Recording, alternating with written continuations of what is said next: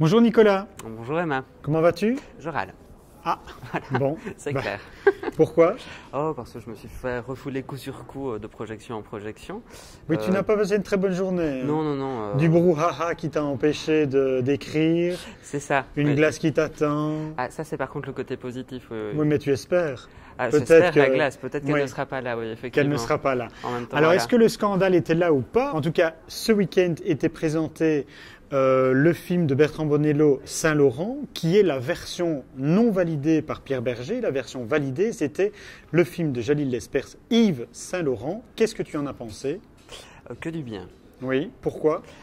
C'est vraiment il y a une approche qui est vraiment très intéressante du biopic. On plonge vraiment dans le point de vue de son personnage et il y a une manière de réaliser qui est vraiment très très habile, qui permet de révéler les choses et de jouer avec les artifices. Je trouve que le film est bien documenté, mais peut-être un peu brouillon. Ce que toi tu vois comme quelque chose de brouillon, c'est ce que je pense que moi je vois comme quelque chose d'organique. Bonello découpe son écran un peu comme les robes de Mondrian de Saint-Laurent. Dans ses précédents films, il avait déjà découpé Il l'écran. avait déjà travaillé avec du split screen dans l'Apollonide. C'est à la fois très intéressant et peut-être un peu gauche. Et ici, on va plus loin. C'est-à-dire qu'il l'utilise différemment. Il l'utilise au début du film pour faire un parallèle entre l'histoire avec des images d'archives et les créations de Saint-Laurent. Et il va l'utiliser à la fin du film. Et là, justement, il va y avoir un effet mondrian dans le split screen, mais qui trouve son sens, justement. On va continuer dans le pseudo-scandale, puisque était présent ce week-end à Cannes Gérard Depardieu, Jacqueline Bisset et le réalisateur Abel Ferrara pour présenter Welcome to New York, qui n'est absolument dans aucune sélection, mais ils ont profité de Cannes pour faire le buzz. Moi, je trouve que c'est un peu épouvantable. Le début du film est très sexuel, mais ressemble plus, je trouve, à un téléfilm érotique de W9 qu'à une œuvre magistrale d'un auteur qui aurait pu effectivement concourir à Cannes. Depardieu, je l'ai trouvé assez amateur dans son jeu. J'ai trouvé qu'il grognait. Et puis on pourrait avoir une autre lecture par rapport au film, c'est que justement ces grognements représentent en fait l'animal qu'est Devro, donc c'est-à-dire le personnage qu'il interprète et qui représente en fait DSK, et représente en fait la maladie qu'il a, ces pulsions sexuelles qu'il n'arrive pas à maîtriser. Si on a cette lecture-là du film, on peut effectivement trouver un certain intérêt à Welcome to New York. Mais Un grand premier degré. Alors si l'animalité passe juste par un grognement...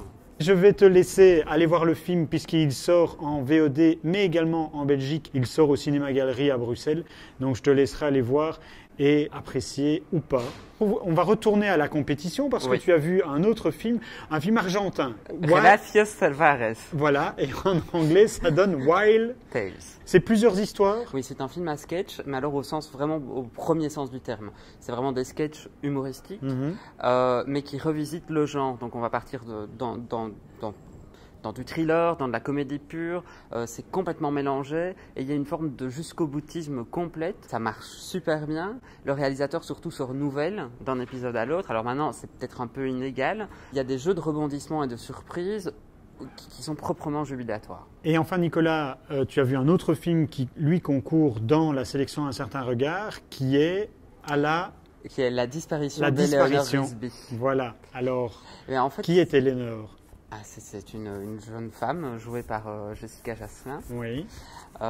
Qui, suite à un événement dans sa vie, décide de disparaître. Le tout, c'est que le film a été construit selon deux points de vue. Oui. Donc, le point de vue d'Eleanor et le point de vue de son compagnon. Oui, ce qui va donner en fait deux films, Him and Her. Ici, à Cannes, on joue un troisième film. Voilà, qui est donc Them.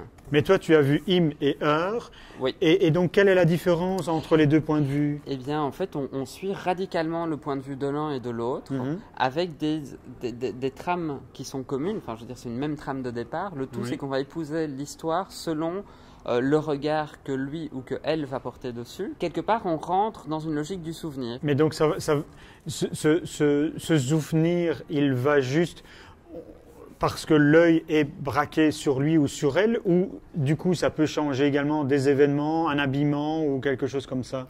Oui, effectivement, ça va au-delà. C'est-à-dire qu'effectivement, il n'y a pas seulement l'idée d'esquisser une subjectivité dans la réalisation, ce qui fonctionne très très bien, mais c'est d'aller au-delà de ça. Et donc, une même séquence va peut-être apparaître différente d'abord par petits détails, et donc se dire, mais elle n'avait pas cette robe-là dans le premier film, est-ce qu'elle a encore, est-ce que c'est bien la même scène ou pas?